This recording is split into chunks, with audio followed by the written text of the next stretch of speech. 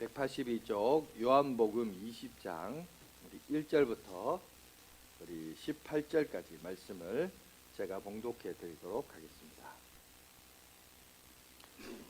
요한복음 20장 1절로 18절입니다.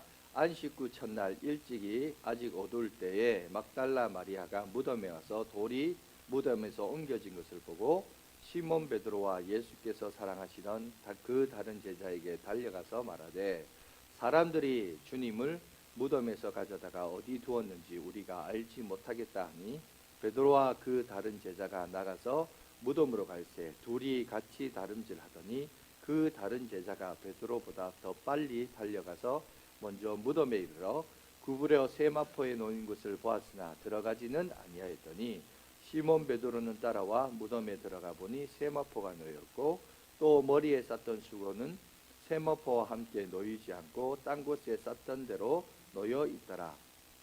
그때에서야 무덤에 먼저 갔던 그 다른 제자도 들어가 보고 믿더라. 그들은 성경에 그가 죽은 자 가운데서 다시 살아나야 하리라 하신 말씀을 아직 알지 못하더라. 이에 두 제자가 자기들의 집으로 돌아가니라. 마리아는 무덤 밖에 서서 울고 있더니 울면서 구부려 무덤 안을 들여다보니 흰옷 입은 두 천사가 예수의 시체 누웠던 곳에 하나는 머리편에 하나는 발편에 앉았더라. 천사들이 이르되 여자여 어찌하여 우느냐. 이르되 사람들이 내 주님을 옮겨다가 어디 두었는지 내가 알지 못함이니이다. 이 말을 하고 뒤에 돌이켜 예수께서 서 계신 것을 보았으나 예수이신 줄을 알지 못하더라. 예수께서 이르시되 여자여 어찌하여 울며 누구를 찾느냐 하시니 마리아는 그가 동산직인 줄 알고 이르되 주여 당신이 옮겼거든 어디 두었는지 내게 이르소서 그리하면 내가 가져가리이다. 예수께서 마리아야 하시거늘 마리아가 돌이켜 히브리 말로 라옵니 하니 이는 선생님이라 말이라. 예수께서 이르시되 나를 붙들지 말라. 내가 아직 아버지께로 올라가지 아니하였노라. 너는 내 형제들에게 가서 이르되 내가 내 아버지 곧 너희 아버지 내 하나님 곧 너희 하나님께로 올라간다 하라 하시니 막달라 마리아가 가서 제자들에게 내가 주를 보았다 하고 또 주께서 자기에게 이렇게 말씀하셨다 이르니라. 자, 우리 오늘 말씀 부활의 증거라는 말씀을 함께 은혜를 갖도록 하겠습니다. 예수님이 죄와 사망의 법을 이기시고 부활하셨는데 자, 이 부활의 영광이 역사적으로 2000년이 지났습니다. 물론 2000년 전에 그 당시도 예수님의 부활을 믿지 않고 인정하지 못했던 사람들이 있었지만 뿐만 아니라 또 마찬가지입니다. 지금도 예수님의 부활을 믿지 않는 사람은 그때나 지금이나 똑같이 동일하게 있습니다. 그리고 이게 이제 2000년이라는 세월이 지나다 보니까 사람들이 이제 이게 증명되어지지 않고 믿지 않으니까 안 믿습니다. 잘 안 믿는 사람들이 너무 많은 것 같아요. 그래서 이게 가짜다, 허구다, 교회에서 만들어낸 지어진 스토리다, 이야기다 이렇게 생각하는 사람들도 좀 많이 있는 것 같습니다. 그런데 우리가 한번 생각을 해봅시다. 여러분, 우리는 역사를 통해서 그런 얘기하죠. 세종대왕, 여러분 조선의 네 번째 임금인 세종대왕이 가짜라고 가상의 인물이라고 생각하는 사람은 없습니다. 그죠? 세종대왕이 있고 또 그 실제 있고 우리의 역사의 한 인물이라고 얘기합니다. 여러분 로마 시대, 다시 말해서 이태리의 역사죠. 이태리의 역사에서 그때 당시 고대 근동아시아를 제패했던 지중해 연안을 제패했던 로마라는 국가가 가상의 국가라고 생각하는 사람은 없습니다. 여러분 그 로마 시대에 예수님은 태어났습니다. 여러분 뿐만 아니라 우리가 수많은 사례와 역사적인 자료와 증거를 통하여서도 어떤 역사적인 고증학적인 책이나 도서를 통해서도 어떤 역사적인 인물에 대해서 가상의 인물이라든지 만들어진 인물이라고 얘기하는 사람은 아무도 없습니다. 여러분 이 지구촌에 가장 널리 퍼져 있는 책 중에 책이 뭔지 아세요? 바로 성경책이에요.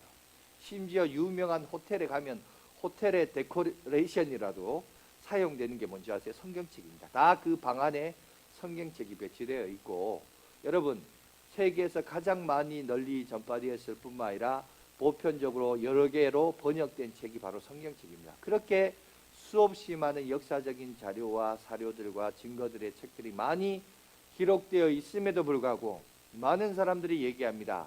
예수는 허상의 인물이요, 가공의 인물이요, 기독교에서 만들어낸 신이다. 여러분, 그렇게 주장하는 사람들이 너무나 많이 있어요. 여러분, 그 중에 우리나라 역사책도 한 권만 있어도, 단 한 권만 있어도 그 한 권 가지고도 여러분 그게 역사적 사실성을 인정함에도 불구하고 여러분 수만 가지, 수백 가지 성경책이 이 땅에 기록되어 있고 우리에게 보여지고 있음에도 불구하고 예수라는 인물에 대해서, 또 예수님의 부활의 사건에 대해서 허공과 가짜라고 말하는 사람들이 너무나 질비해 있습니다. 그래서 오늘은 예수님의 부활의 사건이 허상인가 아니면 실체인가, 이것을 우리가 성경책을 통해서 함께 한번 살펴보면서 이것이 거짓말인지 진짜인지를 한번 생각해보는, 그래서 이 부활의 증거를 우리가 분명히 목격하고, 우리도 주님의 음성, 마리아를 부르셨을 때 마리아야 라고 부르셨을 때 그 주님의 음성을 들었던 마리아처럼 오늘도 우리 가운데 이 부활의 아침에 우리 가운데 찾아와셔서 말씀하시는 여러분들의 이름을 부르실 때 그분의 음성에 귀를 기울이시고 부활의 영광 가운데 참여하는 저와 여러분들이 되시길 간절히 바라겠습니다. 여러분, 오늘 신문 기자가 만일 신문 기사를 쓴다라고 생각해 봅시다. 그럴 때 항상 기자가 쓰는 원칙이 있습니다. 바로 육하 원칙이라고 하죠.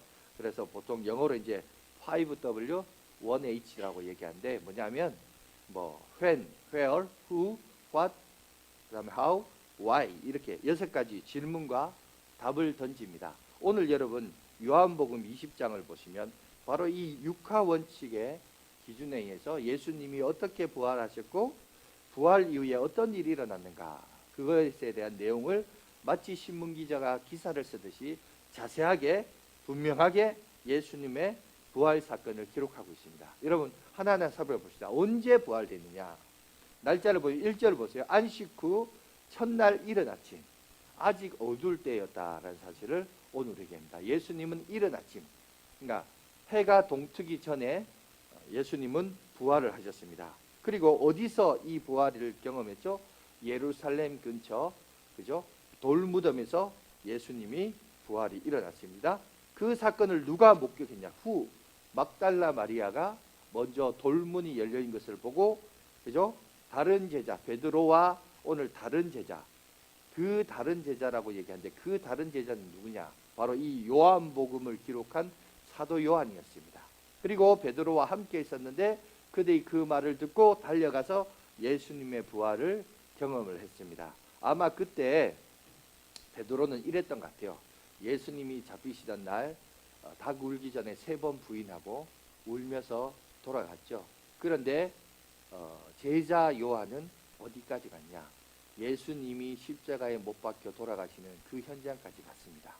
그러니까 아마 베드로는 다시 요한을 찾아가서 그 현장에 대해서 듣고 예수님이 어떻게 돌아가셨는가, 아마 그 얘기를 들으려고 그 현장에 같이 있었던 것 같아요. 그러면 왜 베드로는 도망갔는데 사도 요한은 도망가지 않았을까? 왜냐하면 아마 그때 당시 사도 요한의 나이가 소위 말해서 아마 초등학생과 아마 중학생 정도 미성년자였습니다. 그래서 아마 로마의 병사들이 아마 예수님의 12제자라고 할 때 그 제자의 무리에 사도 요한은 나이가 어렸기 때문에 신경을 쓰지 않았던 것 같아요. 하지만 이제 베드로는 좀 나이가 좀 있죠. 수제자였고 그랬기 때문에 베드로에 대해서는 주목했으나 아마 사도 요한은 아마 12제자, 지금이야 우리가 12제자라고 얘기하지만 그 당시에는 그 12제자인지 제자인지 그거에 대한 개념이 아마 너무 어려서 없었던 것 같아요. 그래서 로마의 병정들도 그리고 유대 지도자들도 사도 요한에 대해서 어떤 제재를 하지 않았던 것 같습니다. 그랬기 때문에 오히려 그가 예수님의 십자가상까지 돌아갔고 그의 어머니에게 여자여 보소서 아들입니다. 또 내 어머니를 부탁한다라고 사도 요한에게 말했던 것을 보면 그 십자가 현장까지 갔고, 또 베드로는 도망갔다가 돌아오면서 아마 요한에게 이 모든 이제 일련의 일들을 듣고 있다가 오늘 마리아가 무덤의 현장에서 돌문이 열렸고 시신이 어딘지를 몰라서 그래서 찾아간 모습을 보게 되죠.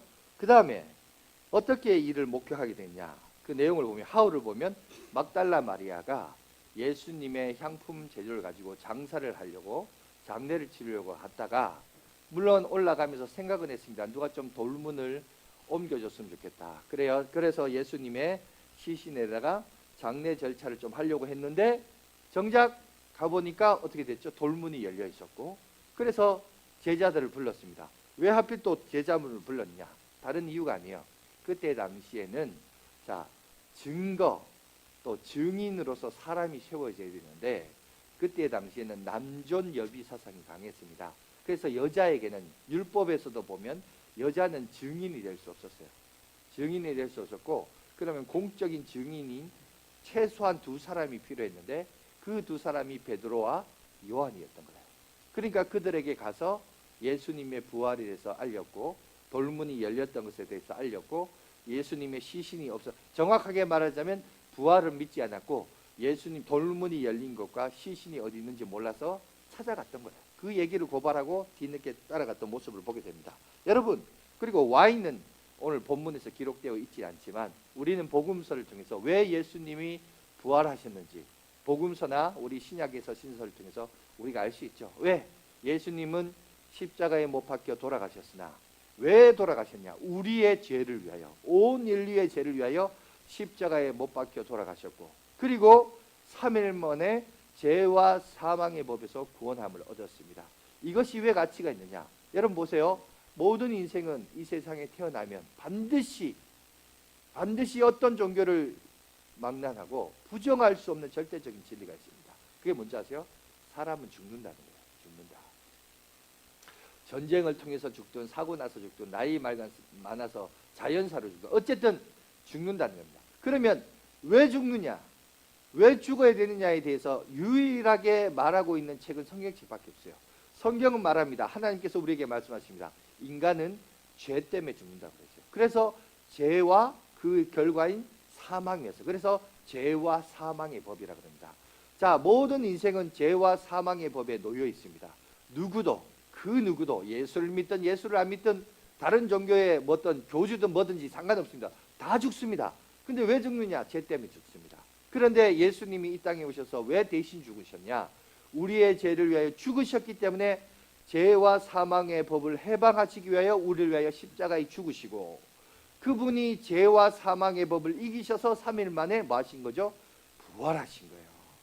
부활하셨기 때문에 부활의 첫 열매가 되셨고, 자, Y라는 것은 이겁니다. 왜 부활의 첫 열매가 되냐? 예수를 믿는 우리도 뭐가 된다는 거예요? 다시 부활한다.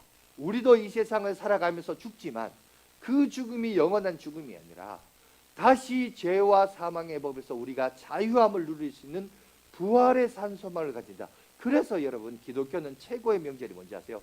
부활절이에요. 부활절. 왜? 예수님이 부활하신 것이 결국 뭐냐? 나도 부활하니까, 나도 다시 살 수 있으니까, 나도 이제는 영원히 죽지 않고 영원히 사니까. 여러분, 그 얘기를 오늘 성경은 우리에게 밝히 보여주고 있습니다. 그래서 오늘 예수님의 부활의 사건은 단순히 예수님 사셨네, 야 신기하다, 놀랍다, 이게 아니라 예수님의 부활은 바로 나의 부활이에요. 믿습니까?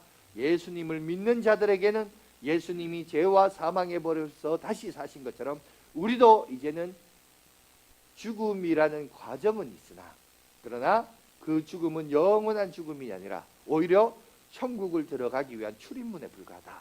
그죠? 죽음은 더 이상 두려움이나 공포의 대상이 아니라 하나님 나라 천국에 들어가기 위한 출입문이다 라고 여러분 생각하시면, 여러분 우리가 다시 한번 위로를 받을 수 있고, 그죠? 영적인 우리가 위로와 더불어서 신앙의 생활하는 데 있어서 다른 삶을, 변화된 삶을 누릴 수 있을 줄 믿습니다. 여러분, 이 부활의 첫 열매를 여러분들이 누리시고 그리고 함께 생활하는 저와 여러분들 되시길 간절히 바라겠습니다. 그런데 중요한 것은 뭐냐? 그러면 예수님이 부활하셨다는 증거가 뭐냐? 오늘날 우리 시대는 to see is to be believe죠. 그냥 보는 게 믿는 거라고 뭔가 증명을 해보여야 돼요. 설득해야 되는데, 오늘 성경 말씀 통해서 우리가 몇 가지 예수님의 부활의 사실에 대한 증명할 수 있는 3가지 증거가 있습니다. 첫 번째가 뭐냐? 바로 열린 돌무덤이었다라는 겁니다. 여러분, 팔레스타인 지역 유대인들은 장례를 치를 때 무덤 속에 시신을 여러분 두고 그 다음에 세마포로 세마포라는 것이 천으로, 그죠? 하얀 천으로 시신을 감싸는 거예요. 부패되지 않도록, 흐트러지지 않도록 감싸는 겁니다. 그리고 나중에 거기다 향재를 넣으면서 그게 이렇게 향기가 바라면서 시신이 썩는 냄새를 좀 이렇게 장례 절차를 통해서 이를 행하는 절차가 있는데 그런 것들을 합니다. 그런데 거기에 이제 돌 무덤이 있어요. 그래 동굴 속에 돌 무덤이 문으로 이렇게 가로막혀 있습니다. 그리고 그 돌 무덤을 이렇게 앞을 입구를 막을 때 그 밑에 보면 땅을 좀 파서 그것이 이제 돌 무덤이 흔들리지 않고 굴러가지 않도록, 잘 흔들리지 않도록 그걸 막는 역할을 합니다. 그래서 보통 이제 그 돌 무덤을 옮기려면 그냥 장정 한 5-6명이 가가지고 그걸 힘을 다해서 지렛대 원리로 돌려야만이 돌문을 열 수 있었습니다. 근데 막달라 마리아와 다른 마리아가 상품을 가지고 올라가면서 마음으로는 그런 생각을 했을 겁니다. 누군가가 저 돌문을 열어줘야 내가 장례를 치를 것인데, 여러분 그런 걱정을 하면서 옮겨왔습니다. 올라갔는데 문제는 예수님께서 장례를 치러 올라갈 때 보니까 많은 사람들이 어떤 생각이 있었냐면 이런 생각이 헛소문이 있었습니다.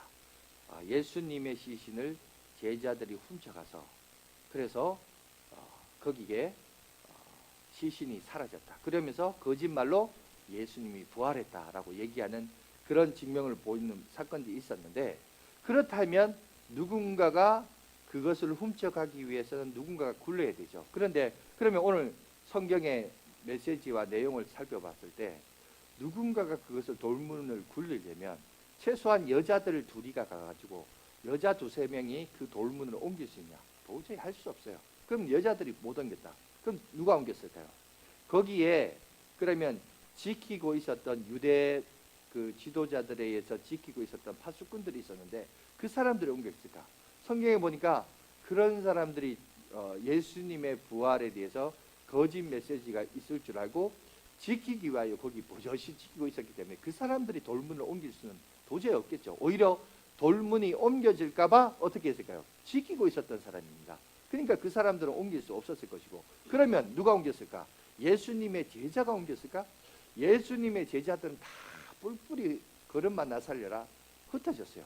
도망갔어요. 그죠? 그리고 거기에 지키고 있었던 파수꾼들이 있었기 때문에 누군가가 거기 가서 그것을 옮기려면 파수꾼을 다 물리치고 그 돌문으로 옮겨야 됩니다.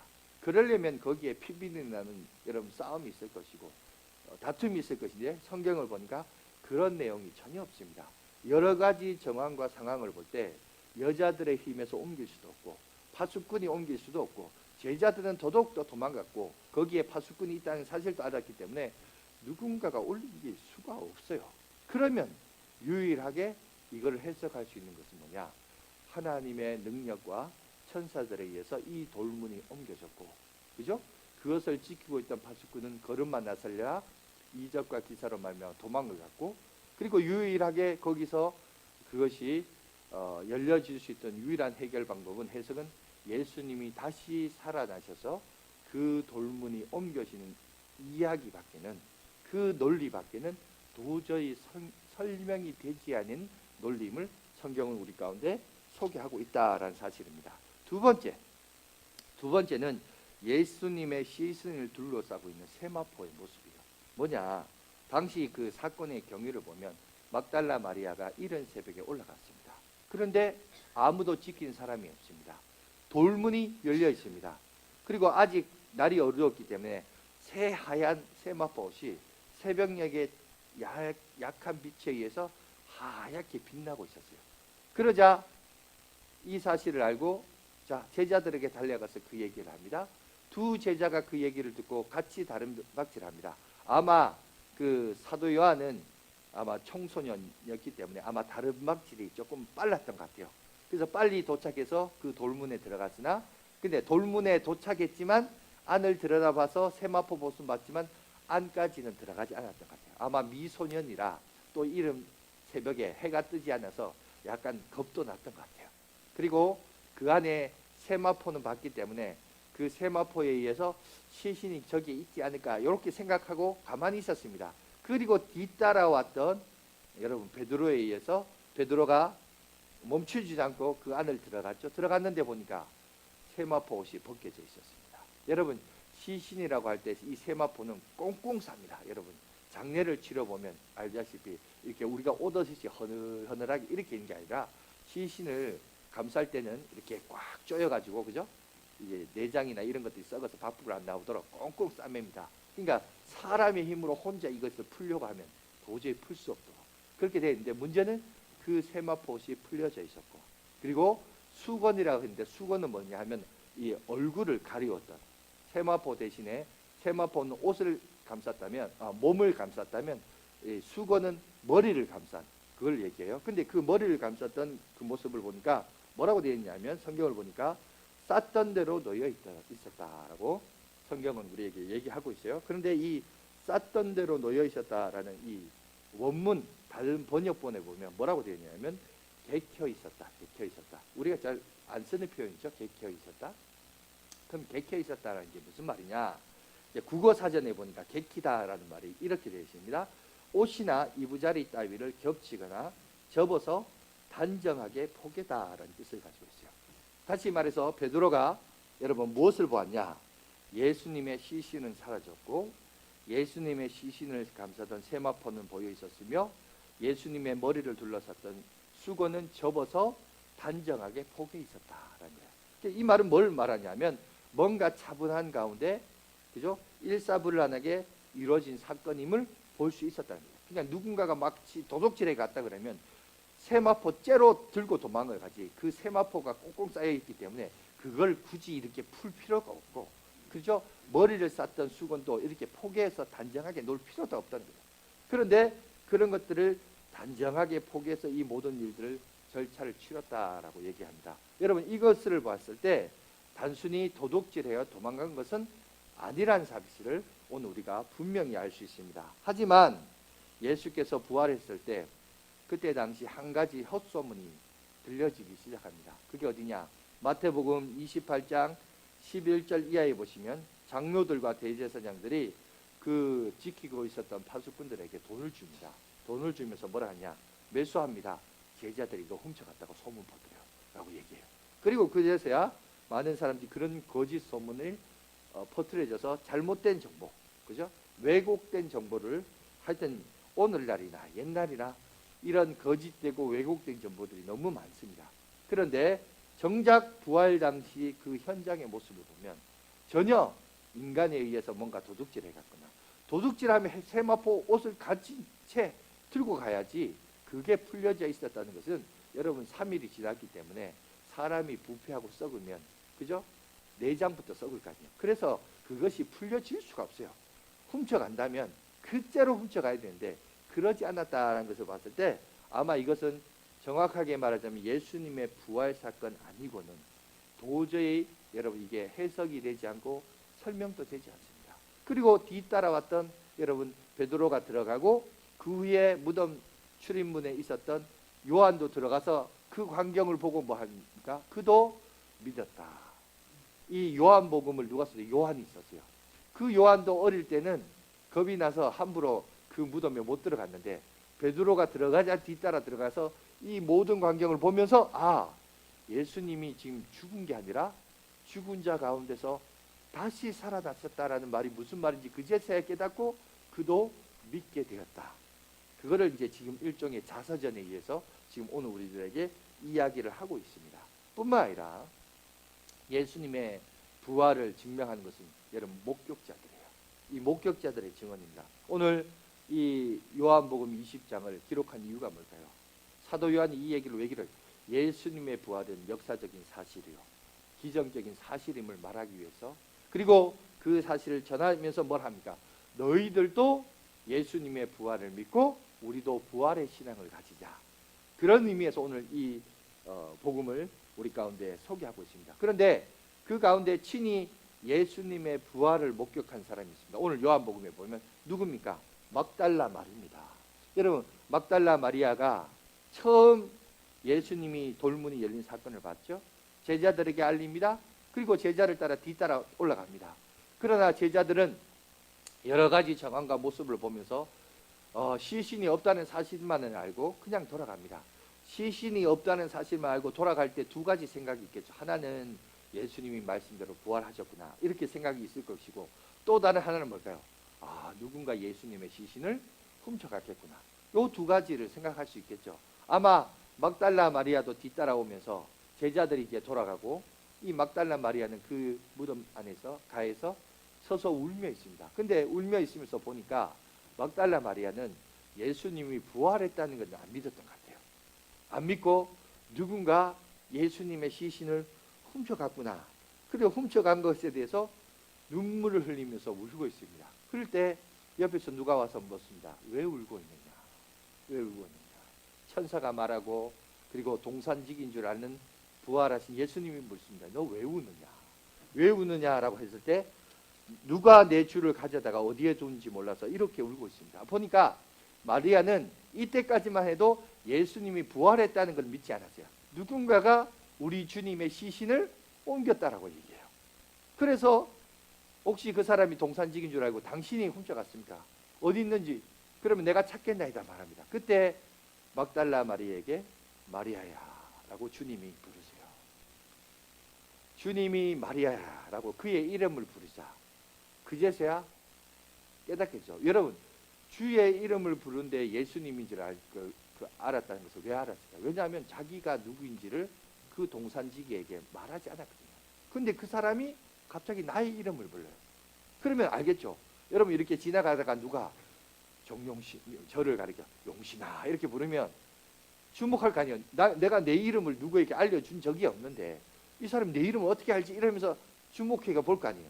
그제서야 마리아도 주목해서 보니까 그분이 누구다?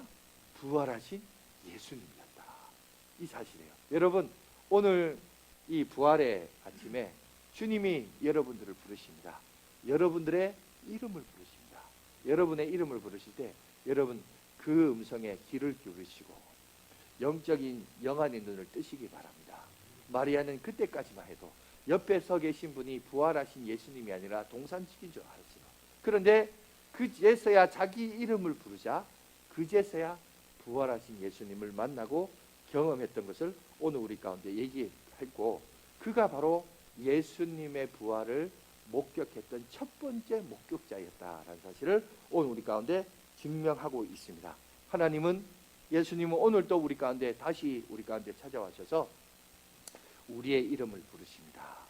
우리 이름을 부르십니다. 여러분, 부활의 여러 가지 증명과 많은 사례들이 있지만 가장 대표적인 게 제가 설교할 때마다 그런 얘기 했던 것 같은데, 여러분 보세요.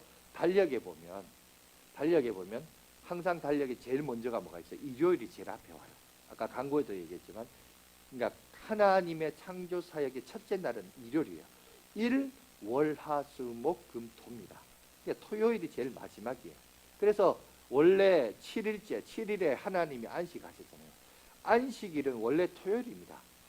그러니까 우리식으로 얘기하자면 달력의 빨간 날은 언제가 돼야 되느냐? 원래 토요일이 빨간 날이 돼야 돼요. 여러분, 월드컵 경기 원래 작년 12월에 있었는데 거기 이제 이슬람에서 이제 월드컵을 했는데 토요일 날 운동 안 했죠. 왜? 그들은 안식일 날 쉬는 날이에요. 종교적인 그게 강해서 고대 근동 아시아는 안식일을 중요시 여깁니다. 그런데 그 안식일 날 예수님이 부활하신 게 아니라 안식 후 다음 날 예수님이 부활했죠. 여러분, 그래서 여러분 기억하십시오. 아무 생각 없이 우리는 그냥 남들이 그렇게 사는 게 그렇게 산다라고 생각하는 게 아닙니다. 우리는 우리 인생을 이렇게 보면 7일이라는 주기로 사람들이 살아가요. 7일이라는 주기로 살아가는데 왜 첫째 날부터 쉬면서 빨간 날을 쉬면서 월화수목금토를 살아갔냐? 왜 금까지 하고 토요일 날 쉬지? 왜 일요일 날이 빨간 날이 되느냐? 여러분, 그게 왜 그럴 것 같아요? 왜냐하면 여러분, 그것이 예수님이 죄와 사망의 법에서 다시 부활하신 날을 기념하고, 그 부활하신 날을 기념하기 위하여 초대교회 때부터 지금까지 주의 날로, 주님이 부활하신 날로 지켜오면서, 여러분, 원래 토요일이 빨간 날이 돼야 되는데 여러분, 주일이 휴일이 된 거예요. 하나님을 안 믿는 사람은 산으로 들러 해외로 놀러 가지만, 여러분, 하나님을 믿는 우리들은 왜 일요일 날 교회에 나오느냐? 왜 일터에 가지 않고 쉬고 교회에 나와서 예배드리냐? 왜냐하면 예수님의 부활이 곧 우리의 부활이기 때문이에요. 여러분, 올해가 2023년이죠. 왜 2023년이에요? 여러분, BC와 AD로 나뉩니다. Before Christ, 그리스도께서 오시기 전 시대와 안논 도미나이, 그리스도께서 오신 라틴어인데 이후의 시대. 그래서 AD라고 하죠. 여러분, 세상은 인정하든 인정하지 않든 세상의 중심은 누구냐? 예수 그리스도를 중심으로 움직입니다. 연도도 2024년이 예수 그리스도의 중심이고, 요일도 왜 일요일이 빨간 날이냐? 예수님이 바로 그 날에 부활하셨기 때문에 죄와 사망의 법에서 부활하셔서 그 날이 이제 빨간 날이 된 거예요. 예수를 믿든 안 믿든 우리는 예수 그리스도의 시간을 중심으로 움직이게 되어 있어요. 여러분, 이 정도만 보더라도 이것보다 더 확실한 부활의 증거가 있어요? 부활의 상식이 있을까요? 여러분, 이렇게까지 증명되어 있음에도 불구하고 이거를 무슨 제국주의 관점에서 기독교 국가가 세상을 잡아서, 그래서 정확하게 따지자면 기독교 국가 그러면 유태인의 절기를 따라야죠. 근데 유태인의 절기를 따르니까 그게 아니잖아요.